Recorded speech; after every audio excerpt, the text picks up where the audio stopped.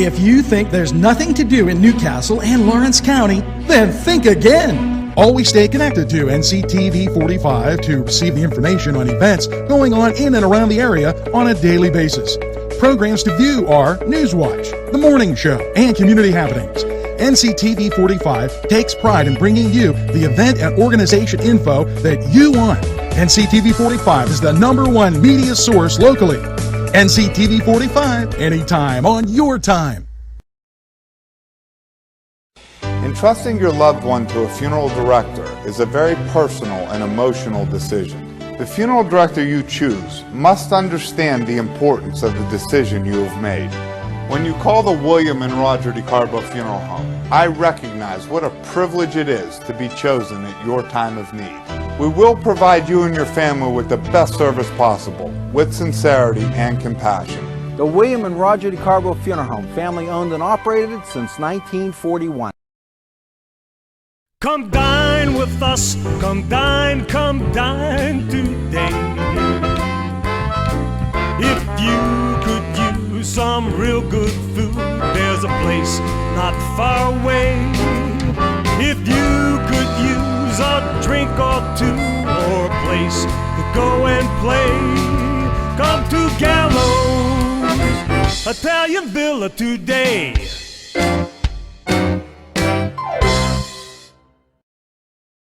Simple elegance in a majestic setting.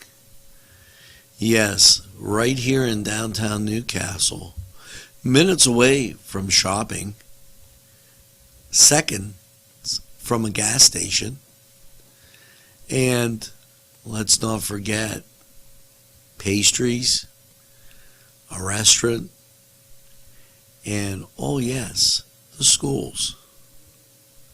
The majestic for that majestic lifestyle, right in the greatest castle, Newcastle. Come by and take a look.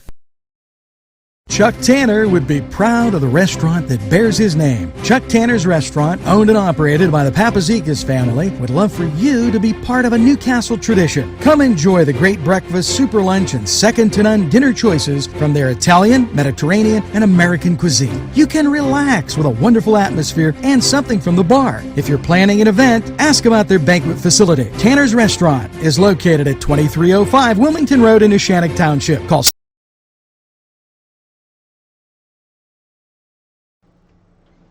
And folks, we're here, we're awaiting Mike Kelly, congressman from our district here, and he's about to have a town hall meeting as it's been a crazy busy day. Our Fridays are usually like our Mondays, and that's our Monday in our world. Now, with this, let's kind of give you the temperature outside. Folks, it wasn't supposed to be this nice. Sunny, fair, and 60. Go figure. So, as we await that, I'll give you the news items of the day. Know that this will begin shortly, and when it does, we'll put it right on so you can hear it. The Wolf administration extends volunteer loan assistance program maturity date deferments. If you watched his press conference, basically what he said was, and I'm paraphrasing, please, Philadelphia's sick. For that, we'll shut the rest of the state down. And whatever they do in Philadelphia, you better believe you're going to do it somewhere else. And he's paranoid that somebody's going to pull out of Philadelphia and go driving all around. I just don't get that thinking. Okay, and construction is opening up May 1st. He said everything will open May 8th, but this was kind of, I'm beginning to think there's a problem in leadership there, and probably starts with the Secretary of Health. Linda Hartman, thanks for watching NCTV45. And also some Sandra Barker, thank you. Now, Governor Wolf's, this is the other thing, he's mental health. Now, I find it really amazing that he's talking about mental health. There are some people that have not received checks, and they've been off 8 weeks. You're doggone tootin' they're mad. That's not a mental health issue. That's just, I'm mad because I didn't get a check. I mean, that's the bottom line there. It has nothing to do with how the person is feeling. Now, I want to take this second, and I'm looking for you as we got that update on what time Mike Kelly's supposed to begin, and I'll give it a real quick find right now. –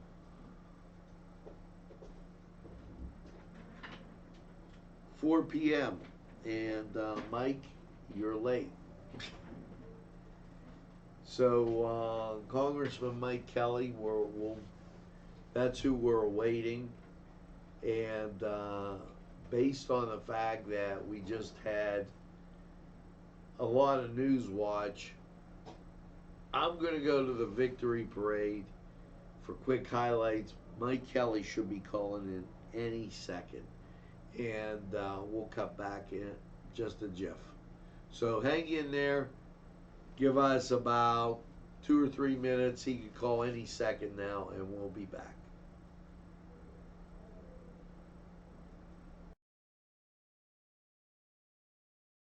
The Cedars Restaurant in Newcastle wants you to indulge in the food from their pleasing menu. The Cedars features Mediterranean, pub food, Middle Eastern cuisine, and so much more. They're open every day 11 a.m. to 10 p.m. Call the Cedars on the east side at 827 Addis Street, Newcastle. 724-658-9543. That's 724-658-9543.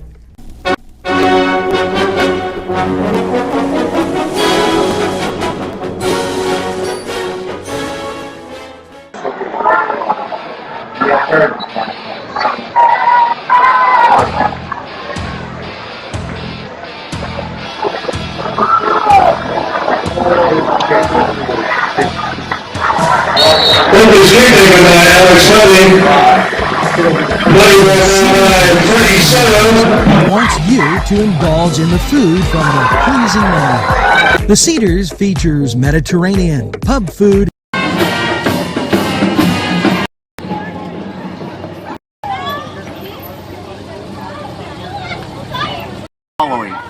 You're following.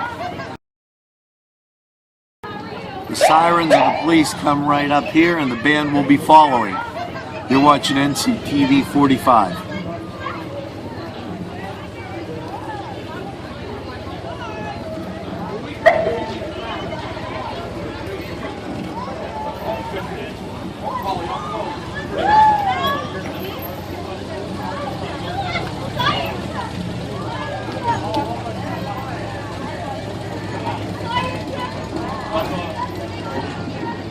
Police, fire, the band is off in the distance.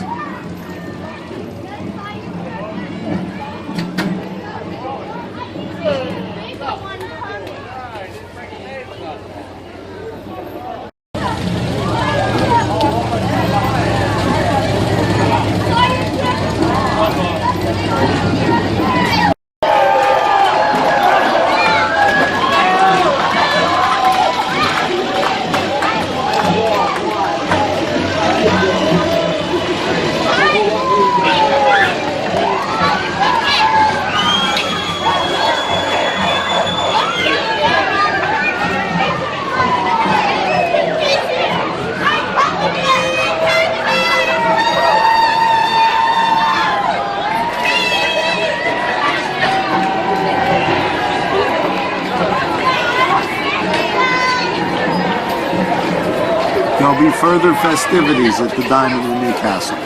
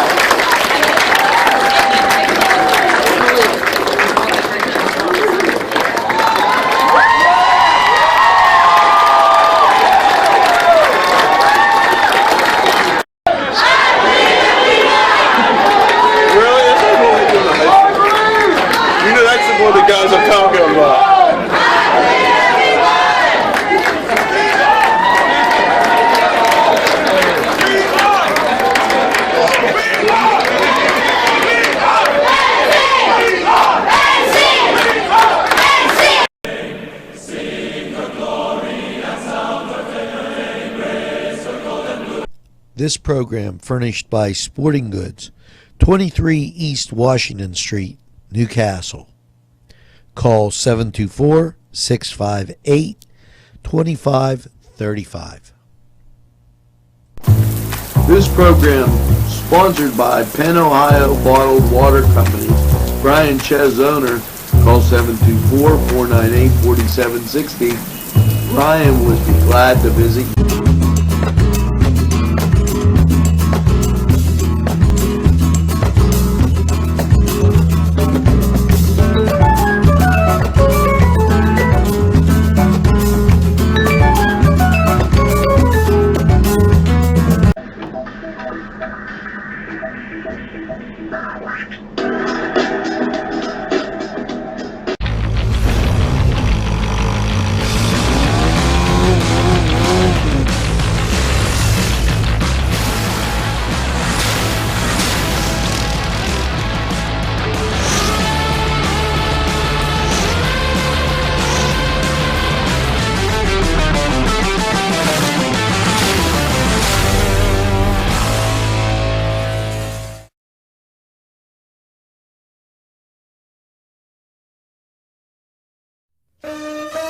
Shake your body, baby, do that conga. No, you can't control yourself any longer. Hello, friends, and it's Los Amigos. Let me tell you what, great food. Whether you get the chimichangas, enchiladas, tacos, whatever you get, you're going to love them. The nice, friendly atmosphere. Stop by. Tell them NCTV45 sent you. It's Los Amigos sponsoring this program.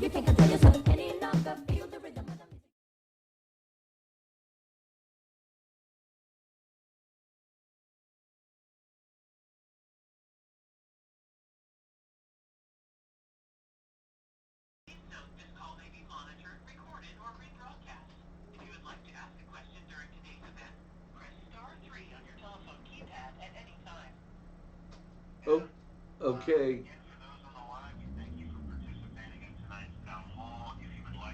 I'll put this so you can hear it better. Before we get to questions, we want to introduce just 3 additional agencies that are participating in this call.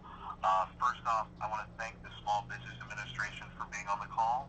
The Western Pennsylvania District Office Director, Kelly Hunt, is on the call. Kelly, thank you for being here. Did you have anything you wanted to say in the opening? Sure, I would love to. As most of you know, the SBA has a very aggressive response to the coronavirus as it relates to our small businesses, and we have 2 major loan programs that we are administering.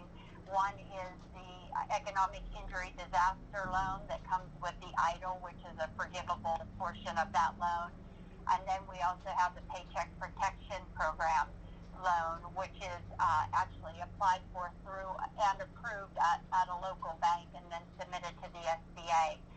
Both of those loan programs had depleted all of their funding late last week. The president signed that stimulus package that the House and Senate have passed, and it was signed today. Those programs will open back up on Monday morning. We were just made aware of that Monday morning. We will begin taking applications again for those programs at 10:30 a.m. on Monday morning. If anyone had an EIDL, which is the Economic Injury Disaster Loan application in the portal, that they've actually submitted and received the screen that came up that said your application was submitted successfully with a loan number there. There's nothing that you would need to do. Those loan applications are with the SBA and they will be funded first. The Paycheck Protection Program, if you had a loan application that was submitted to a lender, but the lender had not approved that and sent that into the SBA for verification, then you would need to check with that lender to make sure that they are going to submit that application as soon as the portal would open on Monday. So those are our two main programs. I don't want to spend too much time talking about all of the information about those. I'll leave that for the question and answer portion so that we can really talk about what the issues that the businesses have had. Thank you. Thank you, Kelly. Again, for those on the line, if you'd like to ask a question, you can do so by pressing *3. Next, I want to introduce a very special guest that we have as an expert on the call from the Pennsylvania Department of Labor and Industry, actually the Secretary of the Department of Labor and Industry, Secretary Alexiak. Thank you for being here. Thank you, and thank you, Congressman Kelly. Thank you to your constituents as well. Jerry Alexiak, I've been the Secretary of Labor and Industry for about 2.5 years. We are facing unprecedented challenges and numbers and issues within our unemployment system. I want to give you some numbers to put it in perspective. In the 3 weeks before the mitigation efforts related to COVID-19 went into effect, we had a total of about 40,000 new initial unemployment claims. In less than 3 weeks after that, we went over 1 million claims. And as of this morning, we had about 1.6 initial unemployment claims that have been filed with our office. We've made over 5 million payments since March 15th and distributed close to $2 billion in that time. That's just within our standard, our quote, normal, traditional unemployment system. Part of what we are responsible for implementing as well, as a result of the passage of the Federal CARES Act, are 3 parts of that. One is the 13-week extension for unemployment benefits, which we will oversee. The other is the $600 additional payment. That's the Federal Pandemic Emergency Compensation piece. That began the weekend of the 24th, I guess, last weekend. And, began a week and a half ago. But as of this morning, we have distributed almost $500 million, about $500 million since April 11th, with about 820,000 people receiving that $600. The final piece that we are responsible for overseeing is the Pandemic Unemployment Assistance, that's PUA. That is the program that provides for unemployment compensation for people who traditionally do not qualify, people who are self-employed, independent contractors, 1099 workers, gig workers, and others who just traditionally have not been eligible for unemployment. That website, that application site just went live last weekend. Part of the regulations stipulated that we could not include that in our traditional system, so we had to create a standalone system which went live last weekend. And since last weekend, we processed over 90,000 successful applications. Those people were in line. The funding related to that will be start to go out probably early May. So we have been very, very busy at the Department of Labor and Industry. I know some people have experienced delays or difficulties getting through to us. That's primarily volume. And we have done a lot of things internally. I won't get into all the things unless the question comes up, but we've done a lot internally with labor and industry to make sure that we are able to move to our fellow citizens. So thank you, Congressman. Thank you, sir. All right, for those on the line, if you'd like to ask a question, still plenty of time to get in the queue. You can do so by pressing *3 on your telephone. Now, before I introduce the last agency, the goal of this call is to have an opportunity to provide quality information for everybody on the phone. One of the challenges with all of the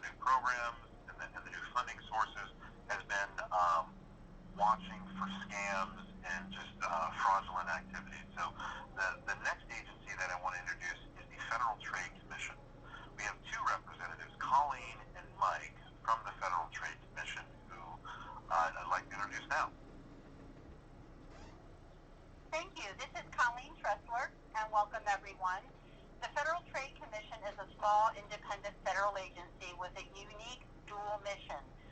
One, to protect consumers, and two, to promote competition. The agency is taking an active role to protect consumers from frauds and scams related to COVID-19. Everything from fake treatments and cures and robocalls to phishing and imposter scams. Since January 1, the FTC has received more than 25,400 COVID-related complaints. The total fraud loss is more than $19.8 million. The median fraud loss is more than $550. This information is updated each weekday and can be found at our dedicated site, ftc.gov/coronavirus. We encourage you to visit that site for more information, not only about the complaints, but information, tips for consumers, small businesses, and the community as a whole. My colleague, Mike Davis, and I work in the agency's Bureau of Consumer Protection. The Bureau's mandate is to protect consumers against unfair, deceptive, or fraudulent practices. The Bureau enforces a variety of consumer protection laws as well as trade regulation rules. Our actions include individual company and industry-wide investigations, administrative and federal court litigation, rulemaking, proceedings, and consumer and business education. To that end, I work in the Bureau's Division of Consumer and Business Education.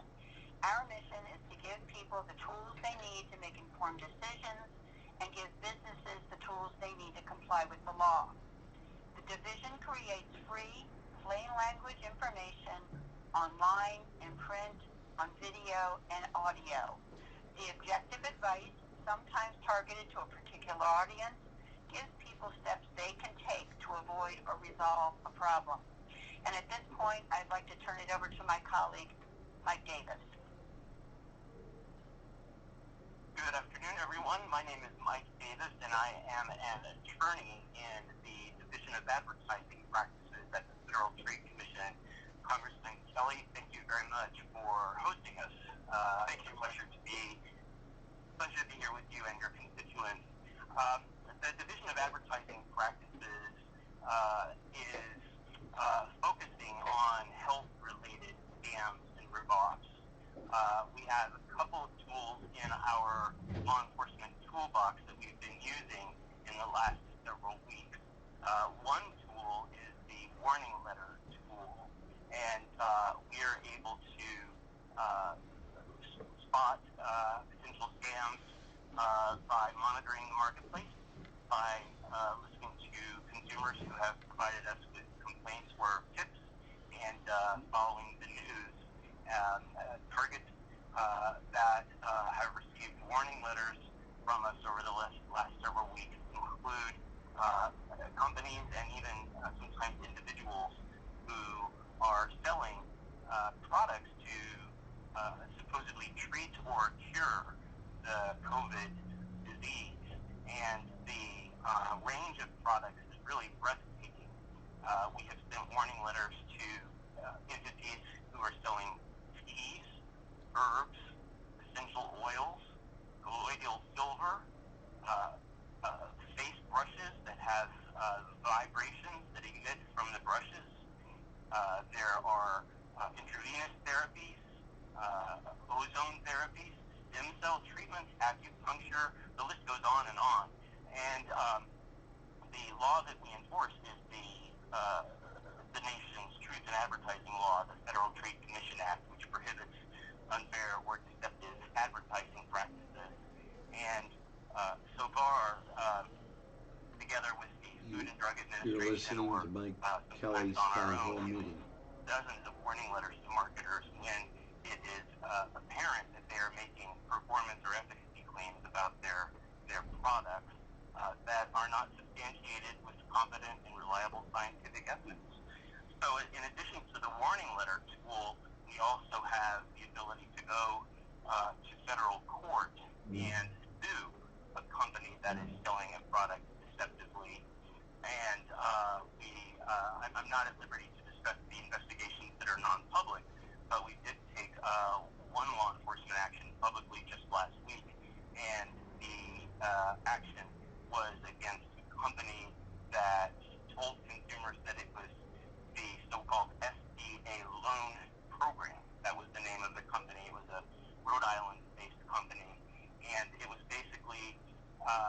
an imposter pretending to be either the Small Business Administration or closely affiliated with the SBA, and they, in truth, had no affiliation whatsoever with SBA, and they were misleading the public. So we went to court back on April 17th and obtained a court order, an injunction prohibiting that type of deception.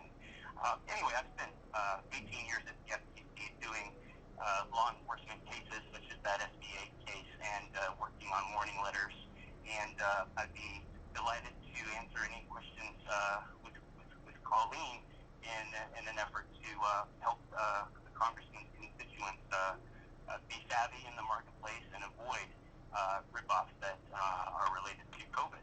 Thanks very much. Thank you, Mike. Thank you, Colleen, for participating in the call today. Again, for those of you on the line, if you would like to ask a question, you can do so by pressing *3 on your telephone. At this time, we're going to go right into our first question, which is from Charles. Charles, are you on the line?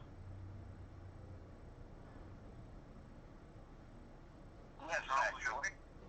go right ahead with your question, sir.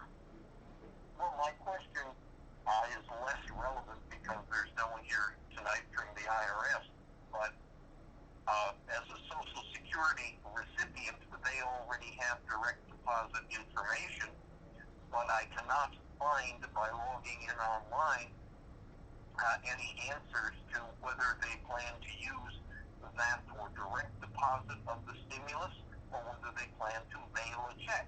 And there's no way apparently to obtain that information other than asking you.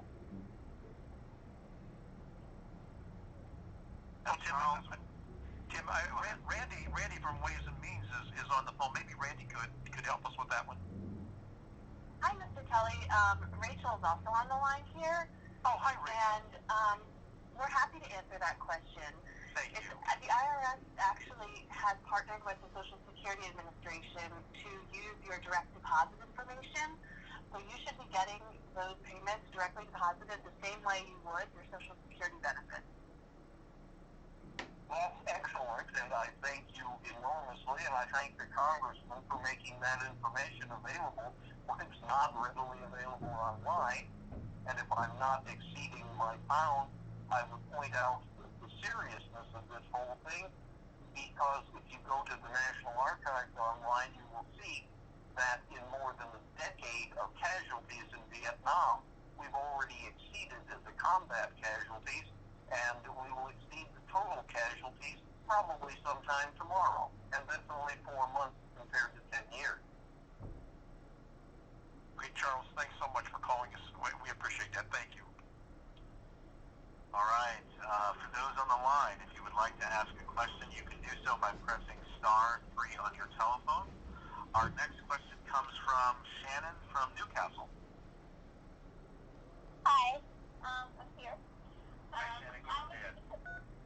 Okay, The Access Live event operator has been notified that you wish to ask a question. seem to hit roadblocks at every turn, applying for the funding that is available to us. We've both applied for the SBA disaster relief.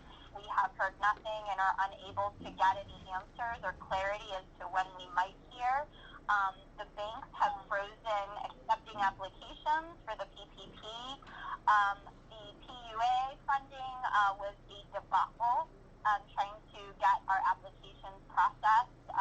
We spent hours, and finally yesterday we're able to get that to go through. I've yet to receive my stimulus. I have been closed since March 13th, and I really am feeling kind of abandoned by our government, and being able to get answers or any type of resources to support our financial situation. And I'm concerned about reopening May 8th or whatever the date will be that both of our businesses can resume operations.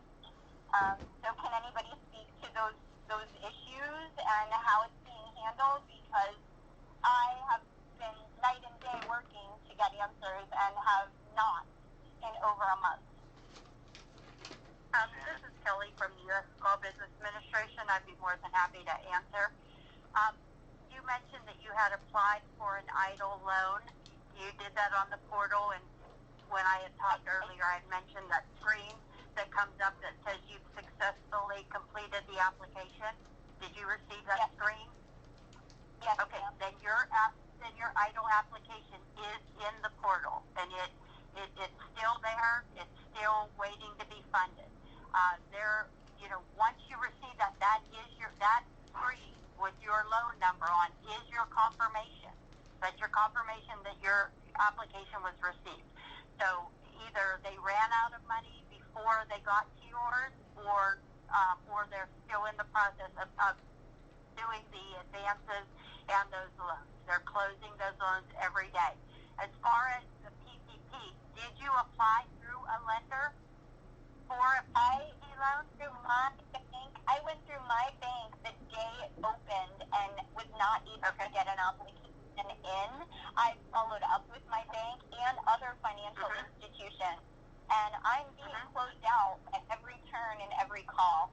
Let me tell you, there are quite a few options out there. If your bank hasn't been receptive, I would seriously consider if that's the bank that you should be banking at. And look for a bank that is accommodating to a smaller business. And there are quite a few. You can go to SBA.gov and take a look at the lenders. And this time around, late in the process of the first phase, we had the SBA had worked out agreements with a lot of online lenders. So if your local bank is not helping you, you can go to PayPal, Square, Intuit.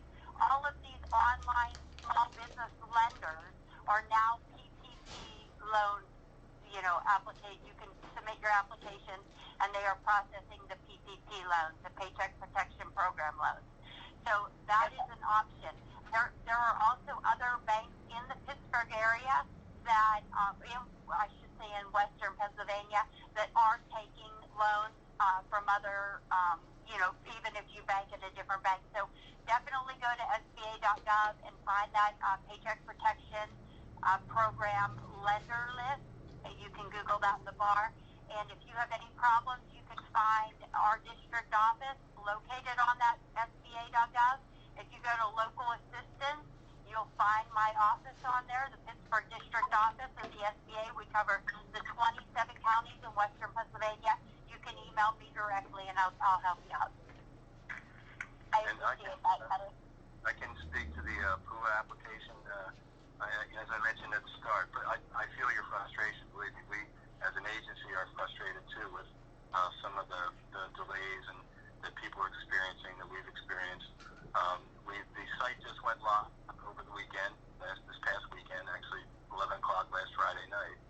We wanted to get the system was ready. We knew there would be some glitches, but we wanted to get as many people as possible get their application in so they would get their benefits sooner.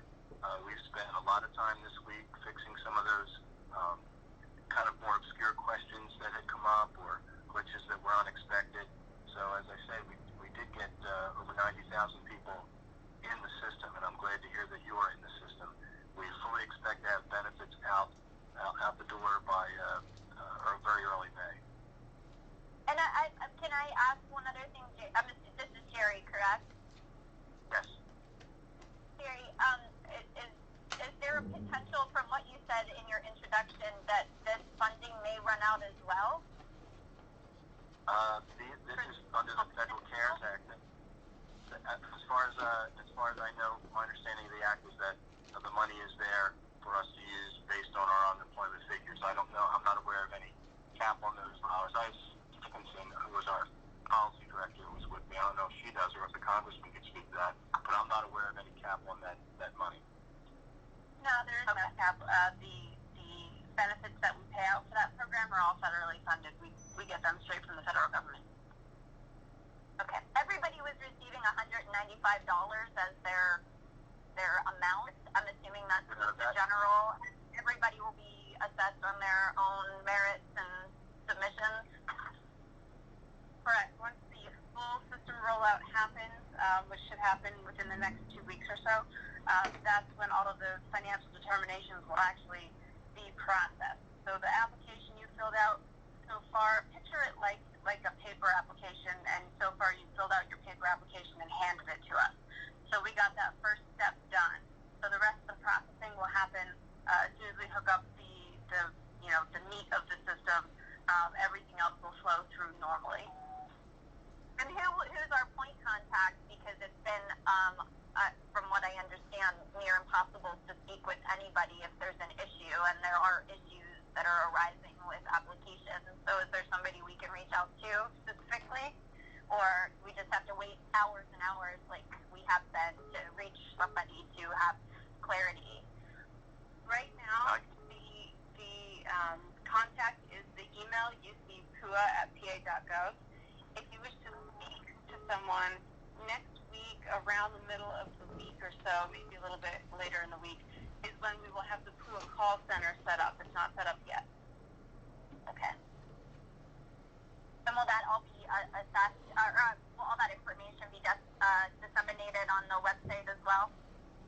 Correct, yes. Okay. Thank you. Thank you very much. Shannon, thank you for your question. Again, for those on the line, if you would like to ask a question, you can do so by pressing *3 on your telephone. We're going to try to get to as many questions as the time will allow. Also, we'll give out phone numbers to some of the agencies and offices at the end of the call if you haven't gotten an answer to your question. But we're going to go right into our next question, which is from Mark from Sharpsville. Yes, how are you today? Doing great. How are you, Mark? Good. Hey, first of all, thoughts and prayers. Mike Kelly, I know he does that from the NRA, and they have the school shootings and all that. Anyway, does he agree with our glorious leader about using disinfectant light bulbs to cure the virus? You say our glorious leader. Who are you referring to? That would be Donald Trump. Okay. All right. I really haven't heard the president endorsing that, but there's so much being said out there today. Mark, I can't answer that. I have no idea on that. I haven't heard him say that, so I don't know if that's not. I mean, you don't think that's a good idea for us to drink Lysol or bleach, right? Yeah. Well, let's just say this: tonight's call really isn't about critiquing anything the president said. It's about helping people get through this economic dilemma that they're going through and trying to shepherd them in order to get funding that's available to them, and then also the health concerns. So, as far as the light bulbs are concerned, I guess it bothers some people, whatever the president says, but tonight I really wanted to concentrate on helping people as opposed to what my opinion is on certain things. So, thanks, Mark. I appreciate it. All right, we're going to go right into our next caller, who is Ralph. Ralph, are you on the line? Yes, we had to go to work, but I'm here. Mary Ann. Okay. Go right ahead, ma'am. Okay, we have a pizza Italian restaurant.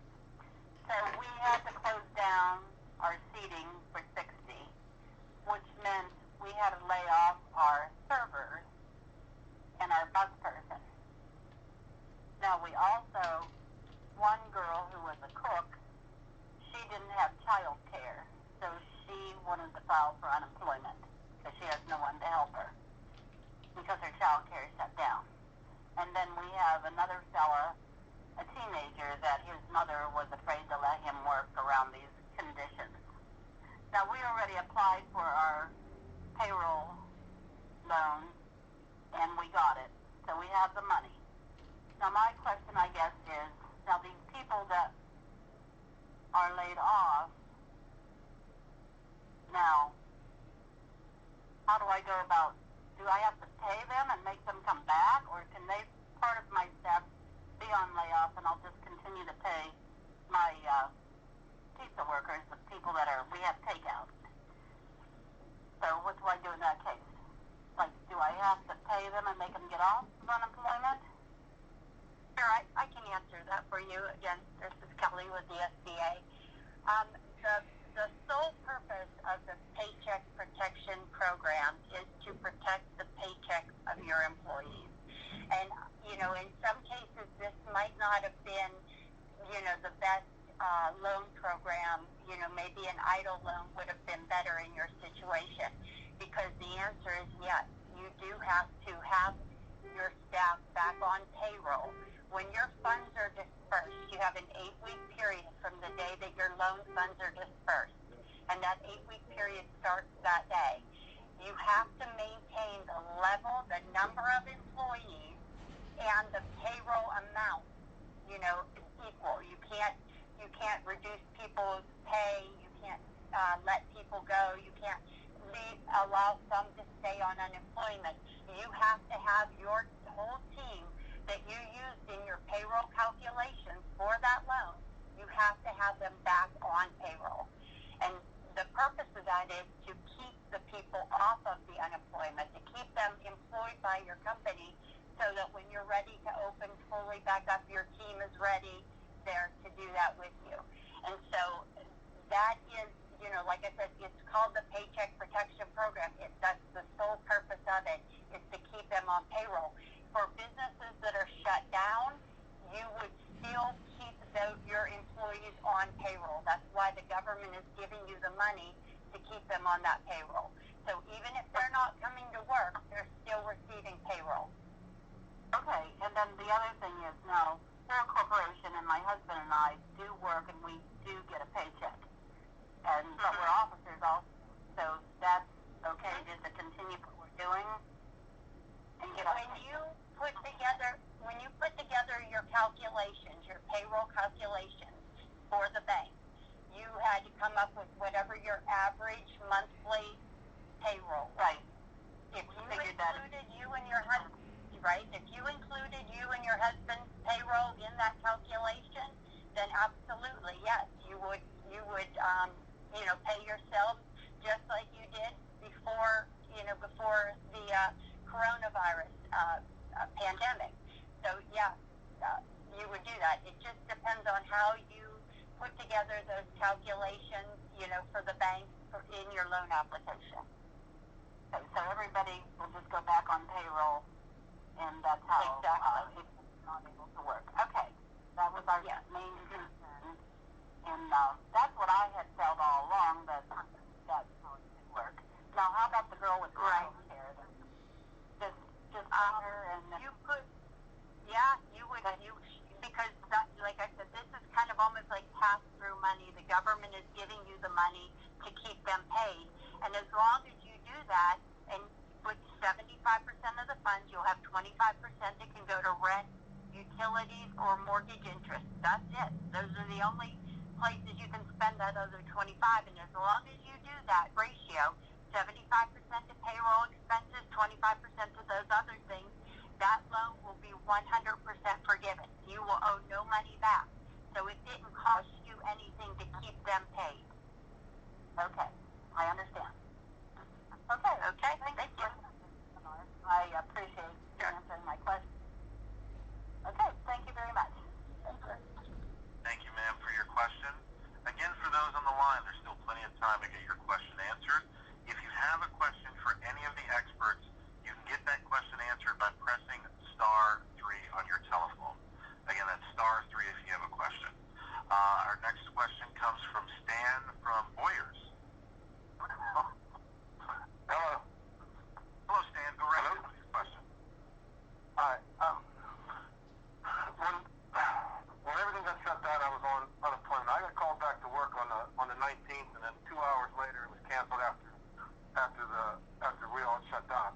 My benefits expired on the 21st, and this March 21st, and this extension that everybody was been talking about, I haven't got any of it yet. It's been a month, and there's nothing on the unemployment website about it. There's, I can't file for, I can't reopen a claim because my claim doesn't end until June. So, and I can't file bi-weekly claims because I've exhausted the money in my fund. So I guess I'm trying to figure out is when this extension is supposed to kick in, because I can't get any answers anywhere. Susan, can you speak to that? Sure. What you're referring to is the extra 13 weeks, the PEUC program, and we will be reaching out to everyone with instructions just within the next couple of weeks. The program isn't active yet, so we're getting close. We have, to reach back to everyone who exhausted a claim as of July 2019. So you'll be receiving the information from us, and then the payments are actually retroactive, will be retroactive back to April 4th, the week ending April 4th. So you'll receive, at the time you file and open your claim, you'll receive those back payments when you file for them, and also the $600 for each of those weeks on top of that. So I, apologize for the delay. I know, it's critical money, and it's, it seems long since overdue. We're almost there. It was tough to get 3 federal programs in place all at once, but we're making good progress, and it should be ready shortly. So then, like I said, because I held off from reopening a claim in the whole 9 yards, so I guess then I won't need to reopen a claim. This is just going to kick in eventually. Right. So if you have an active benefit year, in other words, you've run out of money, but your benefit year is still good, then you're not able to apply for a new claim anyway, because you can only have one benefit year at a time. So you would go, you would be the PEUC program candidate to get those extra 13 weeks. At the point where your claim expires, like the benefit year is over, at that point you would file for a new UC claim, because if you can qualify for a new UC claim, that's where you should be. Okay, thank you very much. You're welcome. Thank you, Stan, for that question. Again, for those on the line, we're going to try to get to as many questions as time will allow. If you'd like to ask a question, you can do so by pressing *3 on your telephone. Our next question comes from Bernie from Hanover Township. Hi. Hello. Hi, Bernie. Go right ahead with your question. Okay, thank you. I'm a self-employed hairstylist, and I work for myself only, no employees. I applied for the PUA last Saturday, and of course on Sunday it said that you could not file for the weekly certification. So I'm wondering, when will that be online so I can start filing? I've been out of work since March 14th. I have no income coming in at all, and I'm really running out of patience. I feel like my government has truly let us down.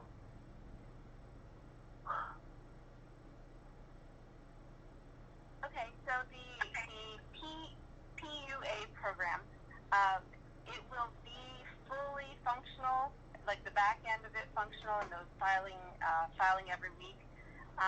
We're hoping as of next weekend, that's our target. And so what's going to happen is, as soon as that full system functionality is there, we'll be reaching out. There's that message center. When you open your claim, you'll notice there's a message center in it, and so we'll be letting everyone know that, hey, it's ready now to file your biweekly certification. Or I'm sorry, I say biweekly because that's most of unemployment, but this is actually going to be weekly. You can file every week and get payments every week. So that will be this first part was just like an upfront application to collect your information, and then the weekly certifications are starting at the full system implementation. Okay, I have another question. Will I be able to get that $600 besides what I would be getting from the state with this?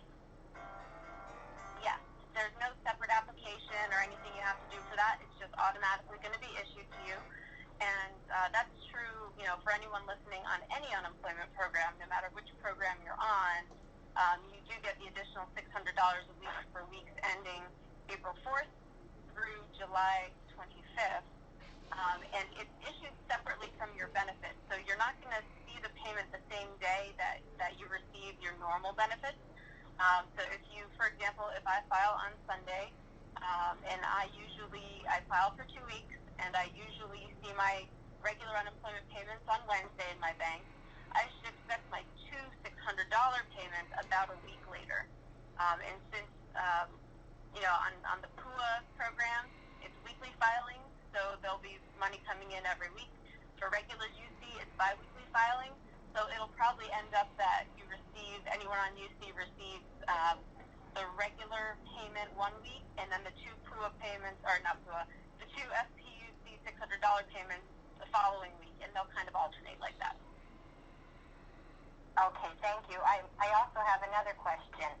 I have a friend who is in the same position as I am, self-employed and works for herself. She filed for the PUA also, and when it said to file for weekly certifications the next day, before the alert went up that it wasn't online, she thought you were supposed to file on the regular unemployment compensation page, and she did. So now what will happen with her? She'll just simply receive a denial from us, probably. I mean, if she's self-employed, that means we probably don't have any wages for her on our wage record. So an automatic denial for unemployment will go out. She can just, keep that information in a safe place somewhere. It's nothing that she'll probably need, moving forward. And then when the PUA application goes through, she'll receive that financial determination with her actual amounts and the amounts that she's going to be getting during the PUA period. Okay, thank you. Just one more question. And I don't know who could answer this, but because I'm a salon owner, I've been looking on the state of Georgia to see how they are reopening, and their state is allowing one client in at a time. I'm just hoping that when Pennsylvania reopens, they would at least allow 2 clients at a time, because the way a salon works is you may put color on somebody's hair and they have to sit for a half hour to 45 minutes, and you could be cutting somebody else's hair during that time. So one client at a time will really be wasting a lot of our time, and time is definitely money, especially now that we have so much to make up. So I'm hoping that there's someone who will speak on hairdressers' behalf when these rules and regulations come out that will allow at least 2 clients in at a time that can be socially distanced. This is the secretary. I'm part of a group the governor has working on reopening the state. You may have heard, if you didn't, you could get the information on the governor's website. There will be a gradual reopening, very similar to how the mitigation acts were put in place. They were done on a county level, not all at once, and they will be reversing that to open up. Red, yellow, green is the status that they will use to indicate where counties are. But I will take that information back and share that with the group who's working on this. Thank you. That's very important. Thank you very much for your time. Thank you, Bernie, for your question. Again, for those on the line, we thank you for participating in today's town hall. There's still plenty of time to get your questions answered. If you'd like to ask a question, you can do so by pressing *3 on your telephone. Our next question comes from Kevin. Kevin, are you on the line? Go right ahead. Can you hear me? Oh, yeah, I can hear you fine, Kevin. What's your question? Okay.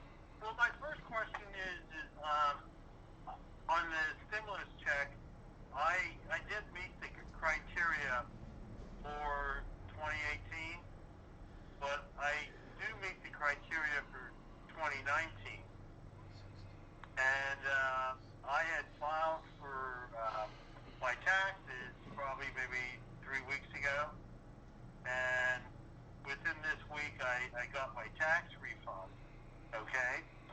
And when I go online to check the status of the stimulus check, it basically says it can't answer the question, okay? To where it can't give me a yes or a no or anything else. And I didn't know if, because I filed my 2019 only recently, will they go back and review to see if I'm, that I am eligible, even though prior to me filing 2019 I was not? Kevin, we thank you for that question. We have a few staffers from the Ways and Means Committee on the line. Would anyone be able to address that?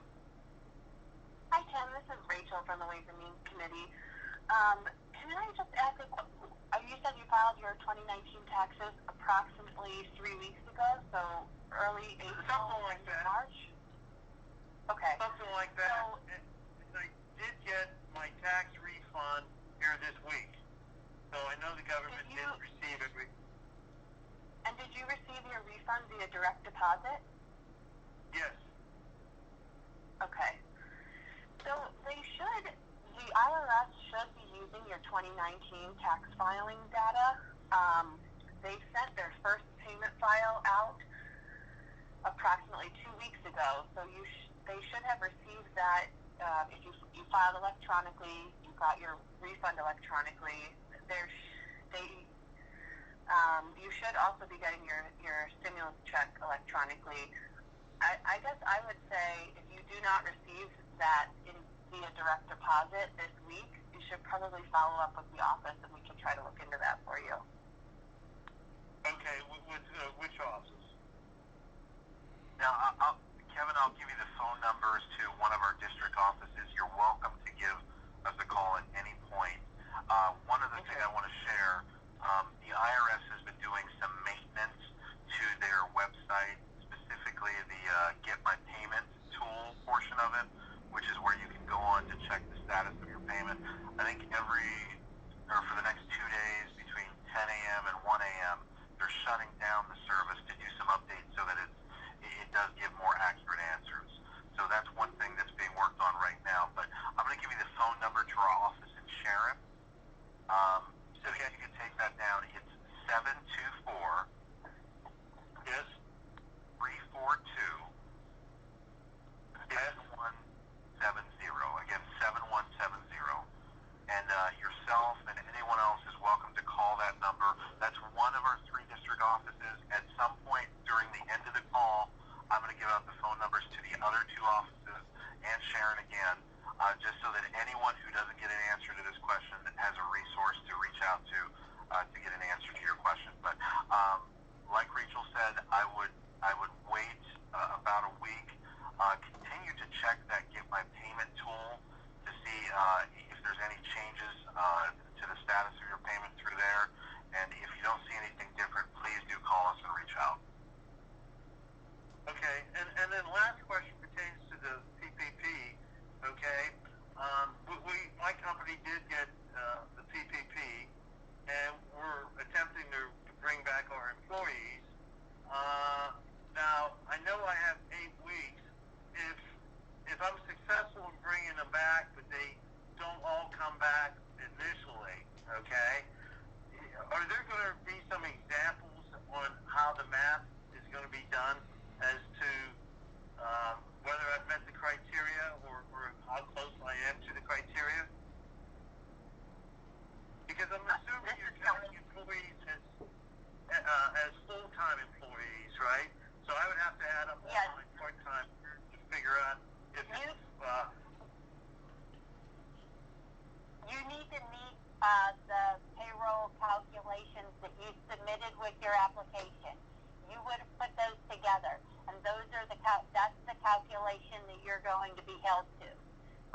And like I had mentioned to the other caller about the Paycheck Protection Program, that loan program is to keep your employees on payroll. And, when you call them, it's like if you're on unemployment and you're called back to work, they have to come back to work. They can't just decide that, hey, I'd rather just collect unemployment, No, your job is calling you back, and now you come back to work. But you have 8 weeks starting with the day that loan was dispersed. So the day you receive that disbursement of money, that's the day your 8-week period starts. That's, like I said, the whole purpose of that one is to keep the people on payroll, to keep them off of the unemployment, so that they're still getting the benefits and everything that they would have with being employed. But now, I felt we use the seasonal calculation versus the 12-month calculation, okay? Mm-hmm. Okay. And, my question is I lost somebody that was a high-wage earner, since then. Now, where if I bring back the same number of full-time employees, I might be coming in at a lower figure, or, how do they do that? Okay? Well, we are still waiting for some guidance on that. You can't file for that until you're in your 7th week, at least your 7th week of the 8-week period, and we are still waiting for some guidance. I don't have an exact number to tell you that if you're this close, the penalty will be this. I don't know that. All I can say is work as hard as you possibly can to keep in that ratio of 75% of those funds going to payroll, meaning that you meet the dollar amount of the payroll and the number of employees. So, whatever you said that you were going to do, that's what you have to do. If you need to replace somebody, replace somebody. If you have to promote somebody, promote somebody. But you're responsible for keeping with whatever you submitted, as the payroll calculation. That's what you're going to be held to. Okay. Now, like on my payrolls, they didn't fall into the period of the exact date that the PPP loan was dispersed, okay? So, is that going to be, I have to take part of that payroll and then part of the end payroll in order to Exactly. That's exactly what you would need to do, yeah. Okay, thank you. And this is a wonderful call-in program. Thank you, Kevin, for participating in the call. Thank you for your question. Again, for those on the line, there's still plenty of time to get your questions answered. If you'd like to ask a question, you can do so by pressing *3 on your telephone. Again, that's *3 if you'd like to ask a question. Our next question comes from Rich. Yes, hi. I had another question about the stimulus checks. I'm a senior citizen and my wife is, and we get our Social Security the third Wednesday of each month along with a bunch of other seniors. A bunch of us filed 2019, but no direct deposit information was put on that electronic tax filing because we didn't know anything or we didn't get a refund. So I'm under the understanding that we're going to get a paper check. Is that true?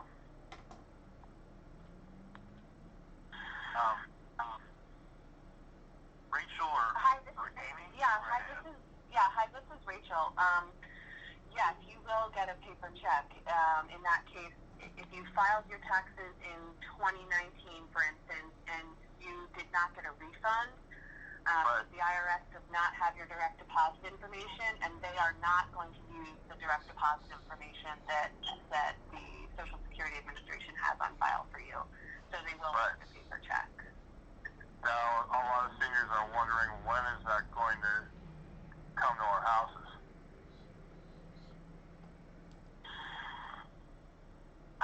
Our understanding is that the first round of paper checks have started going out on the 17th, so that was last week. It obviously takes a few days for mail, so I would think the first round of paper checks are hitting mailboxes this week. People should already be receiving them. The IRS is only able to print approximately 5 million checks, 5 to 7 million checks each week.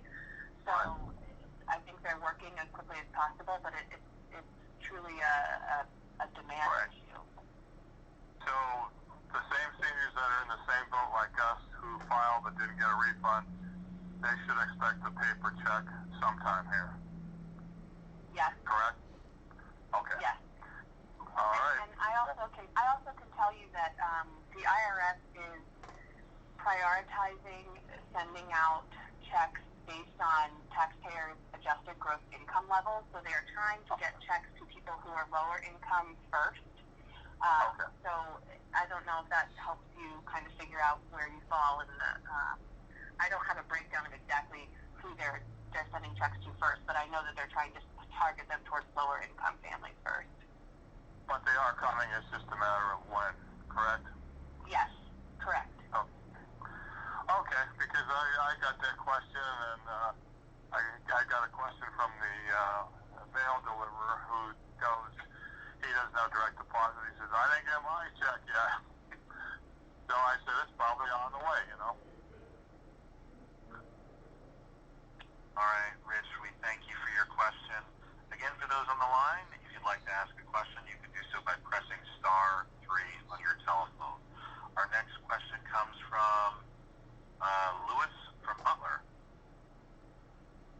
Hi. Hi, go right ahead. I have two questions. My name is Lois, by the way. I apologize, But Lois. that's okay. That's okay. No problem. My husband did not get a PIN number yet, so I can file for him. And also, I was wondering if I could still file for myself for March 15th and 29th. That's it. Susan, can you help Lois? Sure. So for the PIN numbers, all of them have pretty much been sent. There's just a couple little pockets of individuals that didn't get one yet. One of them would be the set of individuals. I want to say 43,000 people whose home address matched their business address. So pretty much they were self-employed individuals.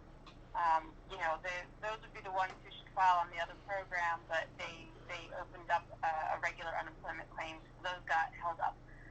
There's one other group of about 15,000 people that may have had an identity verification issue, where, for example, like if the last name didn't quite match because there was a junior or a senior or something that wasn't on there. Some people reverse their first names and last names, little things like that. When a claim is first opened, what happens is we send a brief check to the Social Security Administration to check that person's identity, and it happens, within a few seconds, really. And if it comes back as unverified, then we have to look at every single one of those, and we have a software program where we can go through and try to identify people and make sure that their identities match. Another possibility, I would recommend, checking to make sure that the address was correct on any of the paperwork that you may have received, or if you had a confirmation if you filed online. I know I've had a few people reach out to me saying the same thing. They haven't received anything in 4 weeks. What's going on? And when I looked, their address was wrong. They put in 114 instead of 441, stuff like that. So those are really the only reasons why someone shouldn't receive a PIN by now. There's a little bit of a delay the first 3 weeks, but then we got caught up and everything is flowing well right now. So the PIN should be there soon. If anything, and if you do have, if you need to request a new one, you can call the service center. Call later in the week. Mondays and Tuesdays are very busy. I recommend if you try to call them to do it later in the week. If you have online access, and you can go to our website, www.uc.ca.gov, there's a big blue button that says Contact Us at the bottom of the page. You can click on that button, and on our contact page is a form you can fill out simply for PIN reset. So that, if you don't want to send an email for a whole other issue, all you want is your PIN reset, you can request your PIN reset by putting in the information and submitting the form. And we have people But he didn't have any to begin with. Right, but I'm saying, for example, like if you thought maybe your address is incorrect or something like that, or you just wanted to request a new one, you can go in and do that pretty easily. A new PIN? Yes. Okay. So for yourself, your question was about filing, and you can open up a claim if you have regular wages. You open up a regular unemployment claim. If you are self-employed, you'd open up a PUA claim. They're both available on our website, or of course you could call and file an unemployment claim if that's what you prefer. And so you would, especially if you do call, you would just let the person know that you're talking to that you wanted to backdate it to when you were unemployed. Do you have their phone number? Sure. It is. Just lean over here. And oops, scroll on my page. What's going on? It is. I have it here. Well, I'll get started. It's 1-888-313-7284. Okay, and I can open up another claim to get the March one, because I've already done April. I'm not really sure what you mean. You'll have one claim at a time. So when you open up a claim, it's good for a full year. There's not going to be a full year's worth of benefits. Usually benefits are anywhere from 18 to 26 weeks, so about half a year. But it's a full year's worth of being an active claim. So if you have an April claim and you were looking to backdate it a few weeks because, you opened it a little too late. Some people aren't sure when to file and they might wait a few extra weeks, right, but they are looking to go backwards. Then, yeah, so just call that number later in the week is better, and then ask to be backdated a couple weeks, and they'll discuss that with you and get that squared away. Okay, so what you're telling me then about my husband is we just have to wait till he gets the letter in the mail? Right, so if about his PIN number? Yeah, as I was saying, all the PIN numbers are current, so there's no backlog of mailing them or printing them or anything like that. So if it has been that long, the only situations I know of are the identity verification situation, and also, if someone's mailing address is incorrectly in the system, that, would be a reason it got delivered somewhere else. Okay, thank you very much. You're welcome. Thank you, Lois. Bye-bye. For those on the line, if you'd like to ask a question, there's still time. All you have to do is press *3 on your telephone. Again, that's *3 if you'd like to ask a question. Our next question comes from Carla. Carla, are you Hi. there? Yes, I am.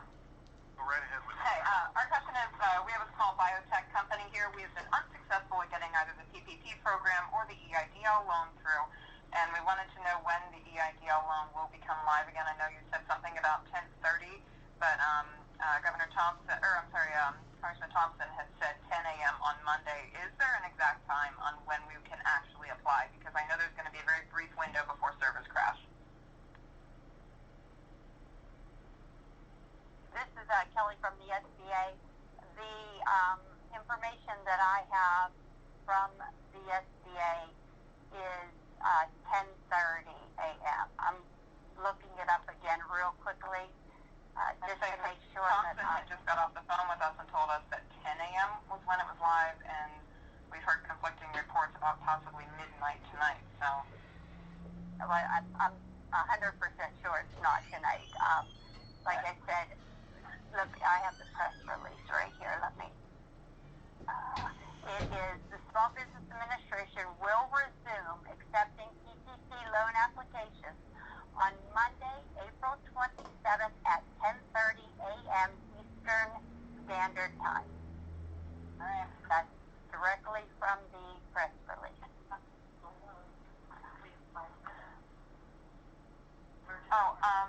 The other question was, we did apply for the EIDL advance, and we had a confirmation number from there. How does that relate to the EIDL loan? That the same application goes for both the advance. Did you receive your advance? Yeah. We received our advance, but the application we filled out online for that was a very brief application. The application for the SBA EIDL loan is a more in-depth, thorough application. We have all the documentation for it, but we never asked for it. That's not correct. The new application that you filled out on the web portal is the only application now for both the EIDL advance and the EIDL loan. That is, if you're thinking back when we first opened it up, we had a different portal with a very intensive application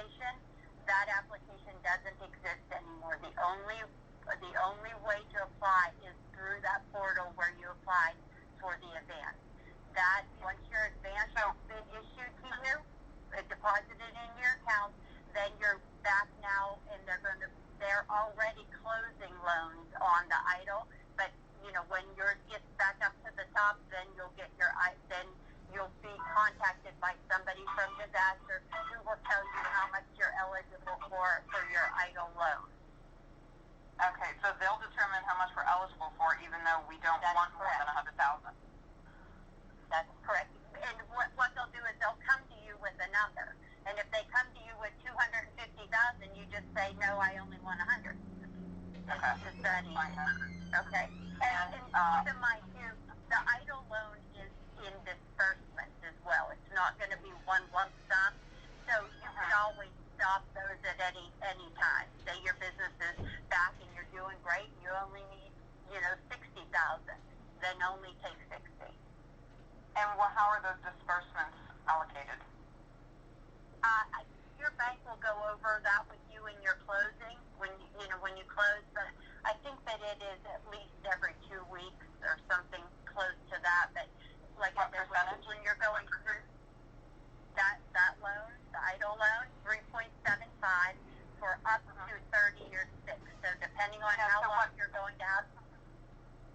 What percentage is released every so many weeks? I don't know. That's not in the SOP for the loan. That will be discussed with you depending on your loan amount.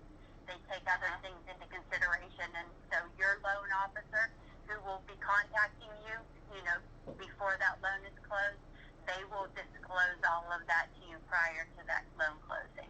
Now, we did not submit anything regarding what bank we use. If this is handled through our current bank, they are an SBA 7A lender. You're talking about idle. So yes, idle. We applied for the PPP through our bank, but the idle obviously is through the SBA. So this is working through our bank then? Okay. No. This will be a loan person from the SBA that will contact you from disaster assistance to close that loan.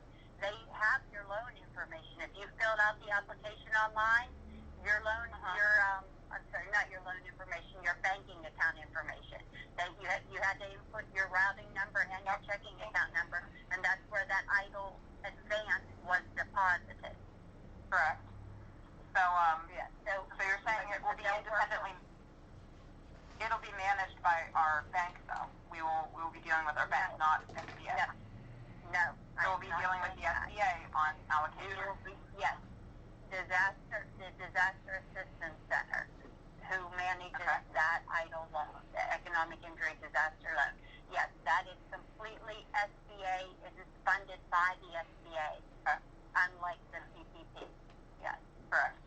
Okay.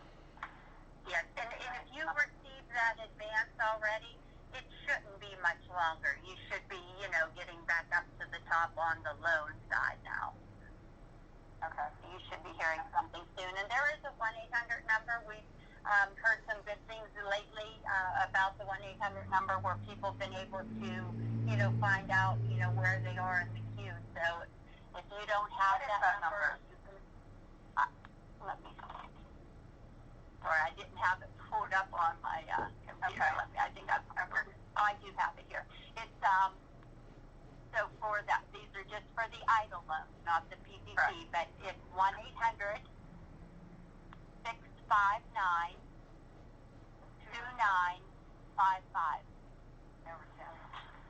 Okay. All right. That's the number we thought. All right. Yep. And if you give them a call, try to call early in the morning, and we've had, really good luck with people getting through and getting some help on that now. At first, they were, really overloaded, but it's a lot better. All right, then. My last question kind of with that goes is, since we did apply for the PPP through our lenders, through PNC Bank, they've been dragging their feet massively and deserve to be dropped, but since they were through PNC Bank and they did not get our stuff submitted in time for the first round funding, they say it's in queue to push then whenever it does go live. Would it be advisable that we stay with that bank or that we pull our application from them and go through someone else? If they've given you their word, I would hope that word is good. I at this point, but I mean, I feel like there's been a lot of pressure from businesses like yours that have kind of felt that they got left out on that. So I feel like, PNC is not taking any new applications, so they are only putting through the ones that they have. I don't know if you know that, but so I would believe that they're going to put it through. I would just definitely stay on them. All right, Carla, we thank you for your question. Again, for those on the line, there's still a few more minutes to get your questions answered. We're going to go right into our next question, which comes from Kim. Hi, thank you for the opportunity. Many of my questions were answered already with previous callers, but I do still have a couple about the PPP loan.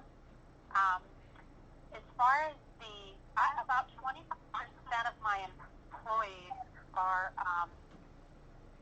making more on unemployment, and I know you said that they have to come back. If they quit, will they still be able to collect unemployment? I'm not sure if that would be a question for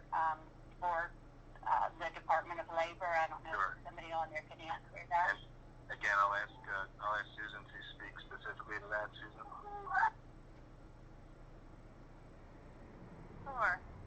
So exactly what is it you're unsure about? So 25% of my employees are making more on unemployment. So I got the PPP loan, and if I hire everybody back, they still can't come back to work because we can't open, but they're going to be upset because they're going to take a pay cut. What if they quit? Then I won't be able to meet my employee number to get the loan forgiven at the end. Right. Will they be able to collect unemployment if they quit? Yeah, this is kind of a blend of us and the PPP, I think. As far as unemployment portion of it is concerned, people are supposed to work if they can work. And so if they are refusing to come back to work because they're making more unemployment, then that is not a reason for them to not work. They are supposed to come back to work. So it's really not coming back to work, though. Excuse me, sorry. It's really not coming back to work because everybody is still at home because they can't come back to work. Right. Right. That part wouldn't really, at least for unemployment purposes, wouldn't really matter. If someone's working or not isn't. Certainly unemployment is for those who are working less, but you also have to be paid less than your usual salary. Mm-hmm. So if you're paying them pretty much what their usual salary is, then they're not considered unemployed. Okay. So say I start payroll now that I got the PPP, and I do have some people quit. So at the end of the 8 weeks, I don't have the full amount of employees, the full number of employees. Will I then not get any of the loans forgiven, or will I get at least the amount of payroll that I paid out forgiven? I believe that it will be where it will be prorated in some way. The way that the SOP for this reads is that you would have, you would have to repay a portion or all of the loan. So I had mentioned earlier, there's still some guidance that's not out on that. But you can also hire new people. If you say that some people quit, you can hire new people to replace them.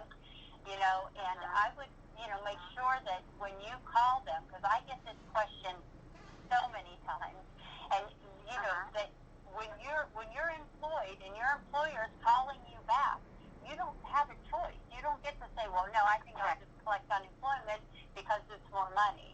And you need to let them know that, look, you're being recalled back to work and going to be on payroll. Right. Okay. Sounds good.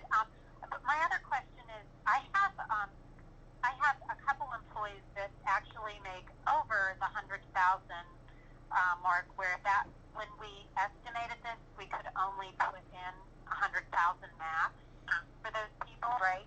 So how do I pay them? Do I pay them their full pay, or do I decrease their pay? Their pay would be decreased because it's only going to be what you put into the calculations.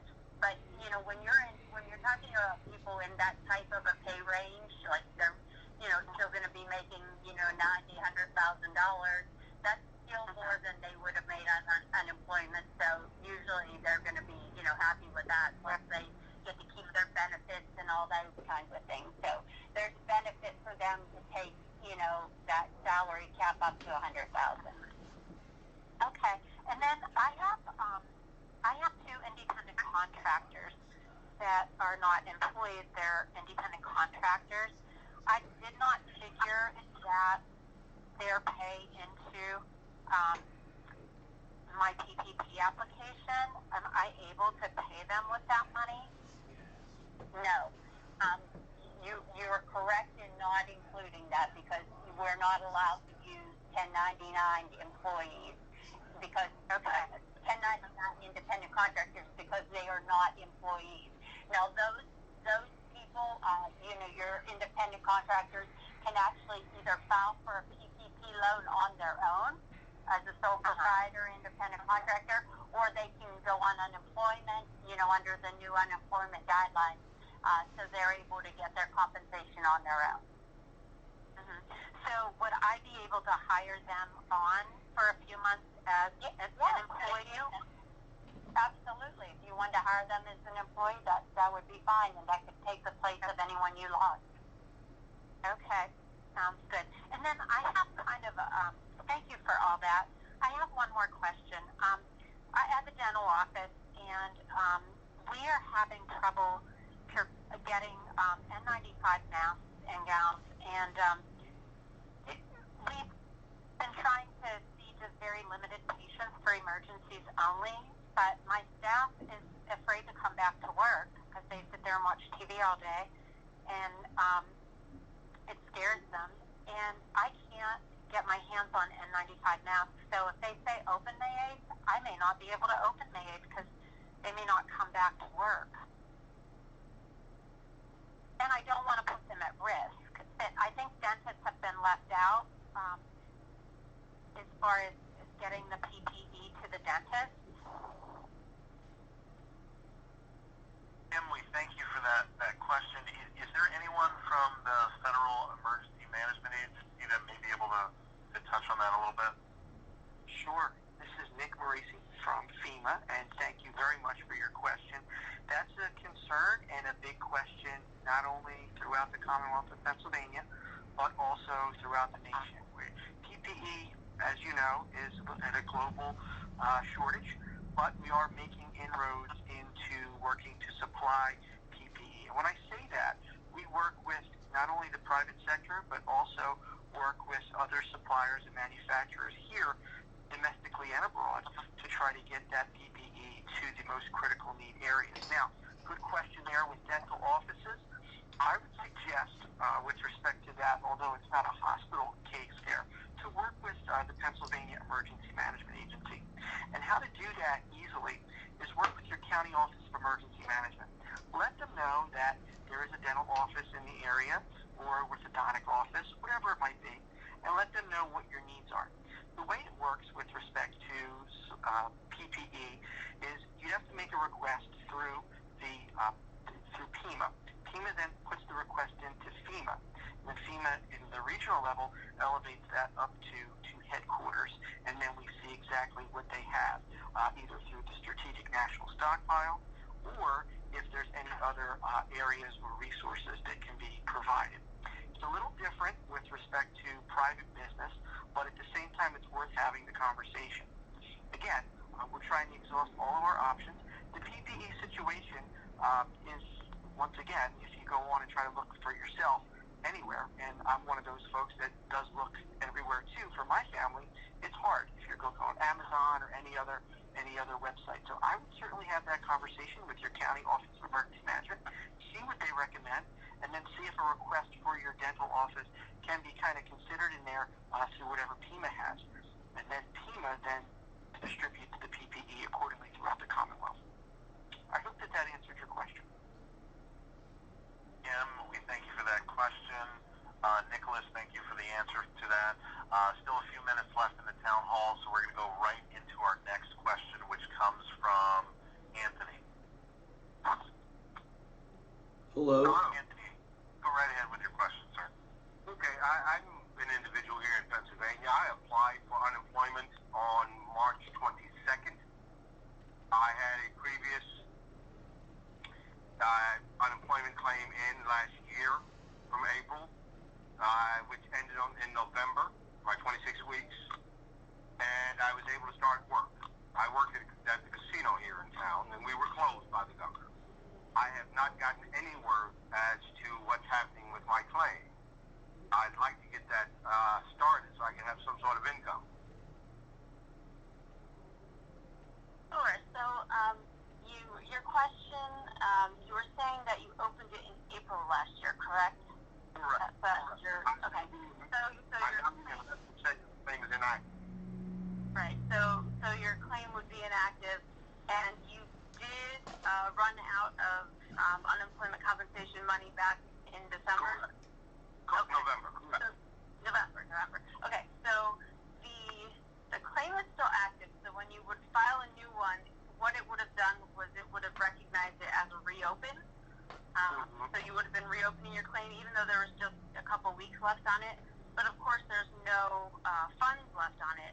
So what you're going to do is when we will be reaching out to you in probably just another couple weeks here to give you instructions on how to get the additional 13 weeks of PEUC. So depending on when in April your claim is, if it expired right in the very beginning, you may just be able to go onto a regular new claim. If it were somewhere in the middle or toward the end of April, you'll probably end up with a week or 2 or 3 of PEUC benefits before being able to open a new claim.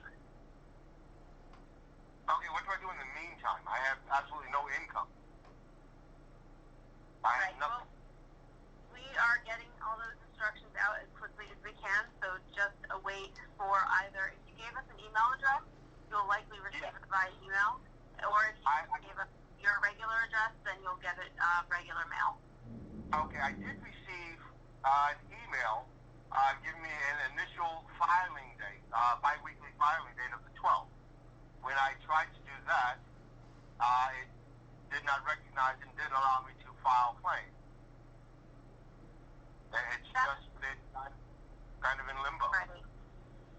That's likely because it was seeing it as a reopen.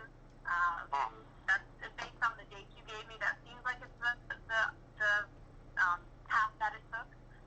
So your other option would be to then, if you have enough of wages and you were working all through like December, January, February, you can try to not reopen. You can try to open a new claim now that it's the end of April.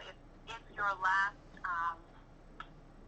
claim has expired, if that last BYE date is what we call it, if the BYE date passed, you can open up a new one. I believe that's April 28th. The 28th? Okay. Did you say April 28th? Yes. Okay. So then, as soon as, you'll end up doing 2 things. You'll be able to file a new claim as of next week, as of the 29th, April 29th. You can go ahead and open it that day. And then at the same time, you'll be getting those instructions from us within 2 weeks or so, how to get the additional weeks going backward back to April 4th. So okay. Those are 2 things happening there. An additional question that opens up. I've been out of work since March 14th. Was my last day of employment when they shut down the casinos by governor's order. And what happens for the weeks going backwards from April 29th if I file a new claim to the 14th of March? That's 6 weeks. Right, so for the week from middle of March Yes, through March 28th. So it really is just 2 weeks. It's like the March 15th to March 28th zone. Those weeks wouldn't have any unemployment eligibility because on your regular claim, all of the money has been maxed out. Now, what you might be eligible for those weeks is the pandemic unemployment assistance, the PUA. So now it gets really complex because in your situation, you might actually be eligible for 2 weeks of PUA, those 2 weeks in March, and then at that point, you might be eligible for a few weeks of the PEUC, and then after that, eligible for a regular claim. So this is why we always say on these when we're doing town halls and things, it's hard to determine. We don't determine people's individual eligibility up front. It all depends on your situation and, talking with our staff and figuring out the situation. So what you might want to do, since you don't have, if you're sure you won't have any eligibility and you have run out of money, then what you can do right away is file on PUA. And, right now you can do that online at our website, www.uc.pa.gov, and you could be eligible for 2 weeks of PUA in March before then going on to the PEUC extension program for a few weeks. This is the Secretary. That was a lot, I know, to process. If the gentleman who was speaking could give his contact information to the Congressman, we might be able to reach out and sort through that. Yes, I was going to offer that now. Anthony, if you can reach out to the Erie office, I believe you're in that area. I'm going to give you the phone number to the office now, and we'd be happy to connect you to unemployment compensation and hopefully get an answer specific to your situation. But that phone number is 814-454-8190. Again, that's 814-454-8190. You're welcome to reach out to that office at any point. If you leave a voicemail, we'll do our best to get back to you. Or if you get through to someone, we'll try to connect you as quickly as we can. So we thank you for the question, Anthony. We're going to go right into our next question, which comes from Kelsey. Hi, it's Kelsey from Net24 Action News. My question is, how many cases or deaths are in your congressional district? Oh, okay, Kelsey.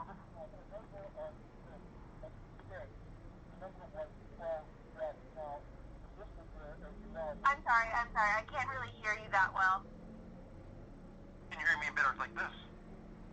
Yes. Can you not hear me? Can you hear me? I hear you, yes. Okay, all right. So, our district, which is made up of all of Erie County, all of Crawford County, all of Mercer County, all of Lawrence County, and part of Butler County, so far, the latest numbers I have are 12 deaths. They're either coronavirus related or attributed to the coronavirus. So, you look at that, we're different. The state's such a big state, and we've actually, when you look at Pennsylvania's 16th congressional district, some of the areas out east have been hit a lot harder, and we know even one death is too many. But in this case, there are currently, right now, 12 deaths attributed to the coronavirus. And do you have any idea about how many cases are in the area? You know what? Not off the top of my head, but we can get that to you. You all have the ability to call us, and we can get you all the numbers you want. I know I've seen them on the television. I don't have them in front of me right now, but anybody can call our office. We can get you the exact numbers, and they're available. They're out there for anybody to look at: cases, number of deaths, and any other data available that addresses coronavirus. Okay, thank you. Yes, Mr. Secretary. Yes, Mr. Secretary. The Department of Health releases when Secretary Dr. Levine has a press release daily, and there's a link on that press release to a county breakdown, and it has all that information that you're asking. All right, Chelsea, we thank you for your question. We're going to go right into our next one, which comes from Marcia from Adams Township. Yes. Yes, thank you. My questions are on the PUA. I'd just like a clarification. I submitted a claim last Saturday, and so I have an available credit. Does that mean that I am approved and that as soon as the system is fully implemented, I will merely do the certification, and if that shows eligibility, the payments will begin, but that there's nothing else to do for approval? Right, as long as you, when you've had your application in, if you've received your confirmation number, then that means you're in, and the claim number, that's the claim number? Yep, your claim number, there's both a claim number and a confirmation number at the end. I think the confirmation might be emailed to you, but I'm not completely sure if it's just displayed or also emailed. So there's a claim number and a confirmation number, and as soon as everything is hooked up, that's when the actual determinations will be generated, and then those will be available there for you when you log in. You can see what they say. I don't see a confirmation number anywhere in the documentation. I had a printout with the claim number and claim status as regular active with available credit. Claim status as balance. It's in there. I mean, if you got to a final page that says I did. Yeah, then you're fine. Correct. And okay. As soon as everything's hooked up, it'll invite everyone in to start filing the weekly claims. Okay. Another question. There was a question that was very confusing. It said, "What was the last day you worked?" Now, I'm self-employed independent contractor doing this based on reduced hours, and when I was asked what my last day worked was, I said that it was April 12th. Now, that was the day that I worked 1 hour, and it was telephone work. But my actual last day worked was March 12th, because most of what I do, a lot of what I do is in the client's home, and that's when I stopped that part of my self-employed business. So I'm missing a few weeks.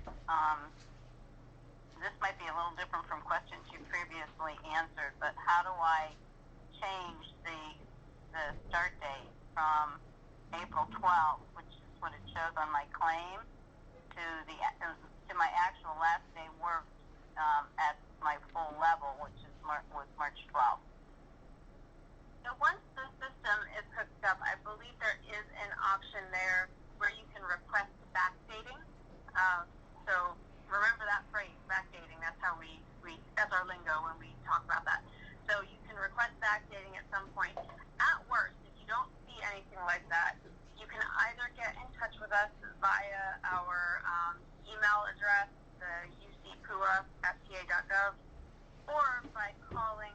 Once we do have that phone number next week, we'll be putting that phone number on our website.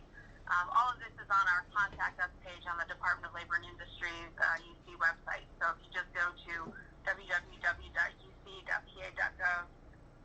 and contact us, it'll have our email addresses and our phone numbers, things like that. I did send an email regarding this, which it said it would respond to within 3 weeks. Okay. Oh, so probably the UC Help email. That's a general email for all of our programs. There is a UC PUA email address that's just for the PUA program questions. So if you, someone will eventually get to the other one.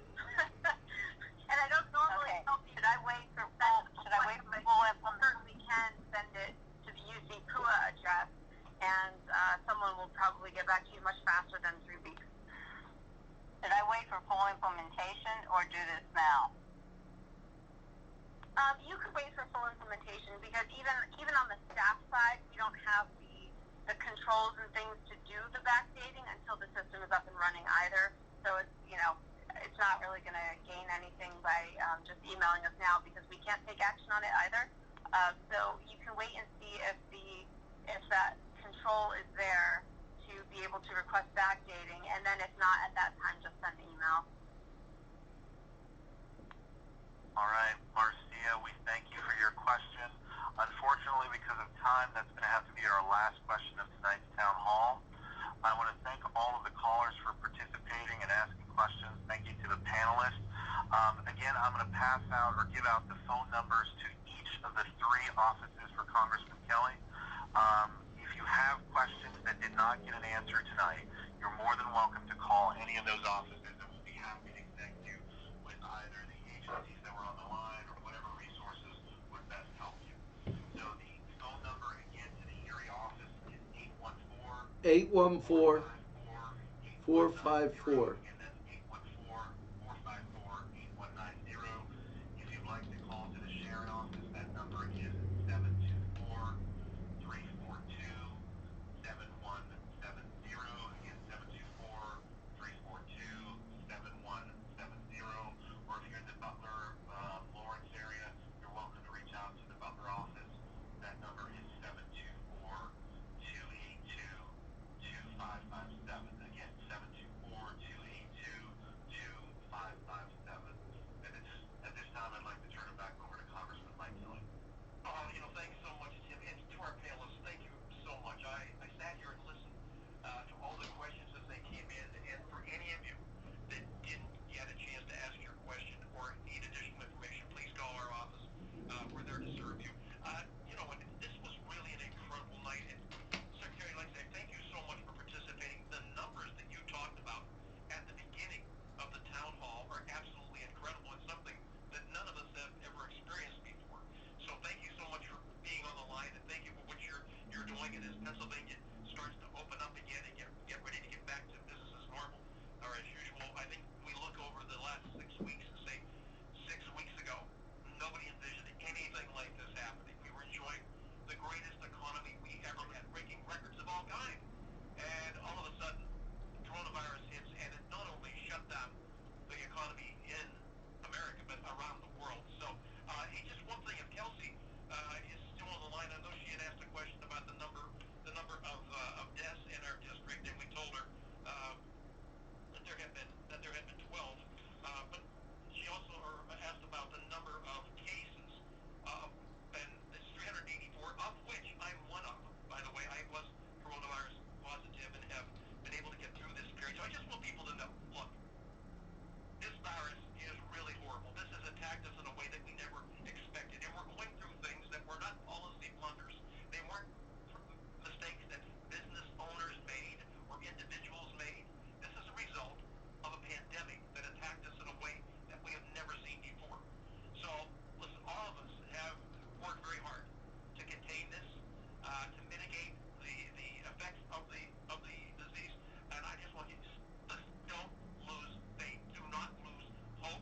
Just think about all the people that came before us and what they have gone through and have gone through and what they did, and we can do the same thing again. So I just want to thank you all for being on the call.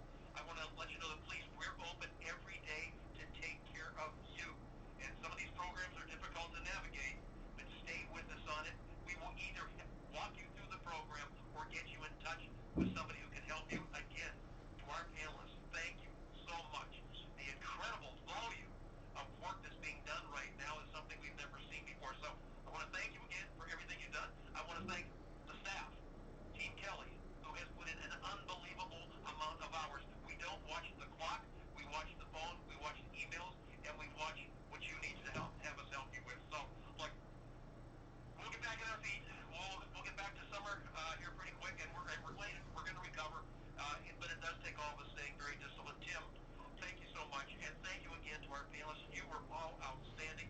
This is a difficult time period for us all, and the programs oftentimes are difficult to navigate. So thank you so much for what you're doing for us. Thanks, Tim, and I'll turn the call back over to you. All right, we thank you all for participating. That ends our town hall for tonight. As I said earlier, any questions that were not answered, feel free to reach back out to any of the congressman's offices. Thank you. Thank you. You were listening to Congressman Mike Kelly's town hall meeting. I have posted in the comments and on both my personal page and on the NCTV45 page how to get a hold of Congressman Mike Kelly.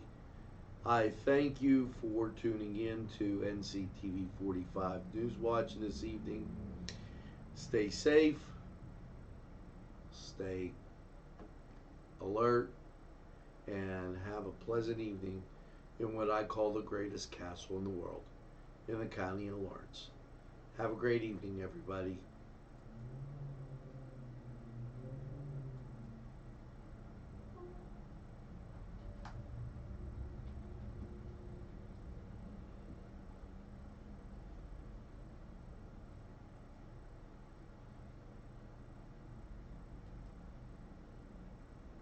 The ocean,